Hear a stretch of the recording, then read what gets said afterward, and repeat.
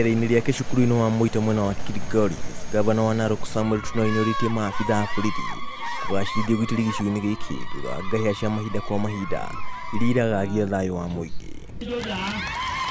Gĩko gĩci ikuhĩ nĩ kũragwo kwa mũrutani wa secondary ũrĩa watharĩkĩirwo kũrũmĩrĩra njũkanĩro gatagatĩ ka ndũrĩrĩ igĩrĩ mwena ũcio.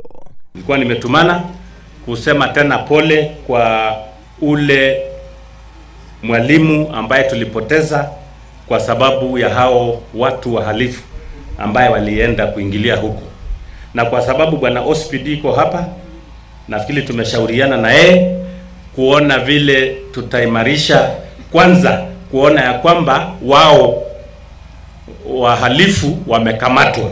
Tunai arenda maabitha a borithi mongetwo gĩcigo-inĩ kĩu nĩguo mathiĩ na mbere na gwethana na ekinaaya. Tuone ya kwamba security katika sehemu hii imeongezwa, imeimarika ili watu waweze kukaa na kufanya kazi yao.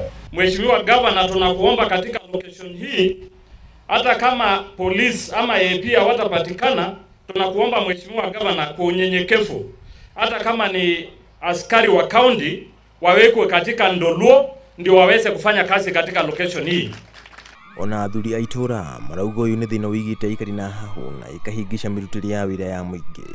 Majuzi bwana OSPD, nafikiri wewe mwenyewe unajua kuna mambo ambayo ilitokea Ndoluo ambaye kijana mdogo mchanga aliuawa na wakora. Gavana Tunai arĩtie ihinda rĩa gũthũrima mĩbango ĩtiganĩte ya ũthii wa na mbere hamwe na waki wa cukuru wa Nkareta. Ngĩribotera Inooro TV, njĩtagwo John Carter Wanjohi.